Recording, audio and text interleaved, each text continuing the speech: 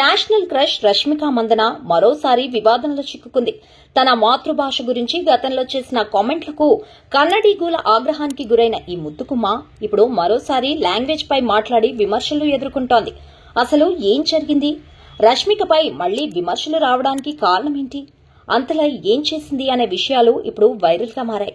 అసలు విషయానికొస్తే వరుస సినిమాలతో బ్లాక్ బస్టర్ విజయాలను అందుకుంటూ బాక్సాఫీస్ వద్ద వేల కోట్ల కలెక్షన్లు వసూలు చేస్తూ బిజీ హీరోయిన్ గా మారిపోయిన రష్మిక తాజాగా నటిస్తున్న చిత్రం కుబేరా.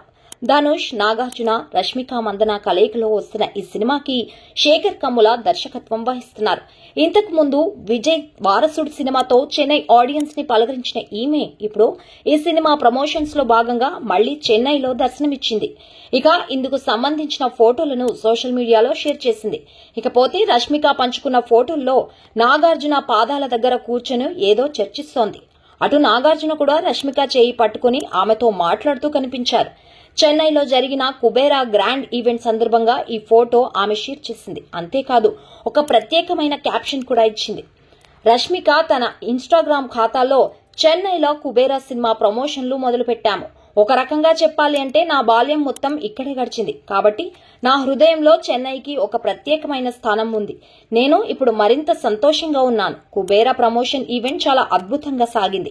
మా నాన్న ఇక్కడే పనిచేయడం వల్ల మేము చెన్నైలోనే నివసించాము. ఇక్కడ నేను రస్కిన్ అనే స్కూల్లో చదువుకున్నాను. అయితే ఇప్పుడు ఆ స్కూల్ ఉందో లేదో కూడా నాకు తెలియదు. ఆ తర్వాత మేము కూర్గికి మారాము. నేను నేర్చుకున్న మొదటి భాష తమిళ్ అంటూ రష్మిక తన పోస్ట్ కింద క్యాప్షన్ గా రాసుకొచ్చింది. దీంతో తమిళ్ భాషపై చెన్నైపై ప్రశంసలు కురిపించడంతో కన్నడిగులు రష్మికపై మండిపడుతున్నారు.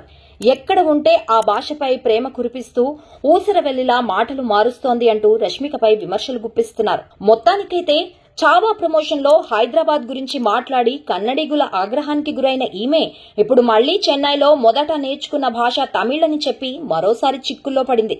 మరి దీనిపై ఎలాంటి సమాధానం చెబుతుందో చూడాలి.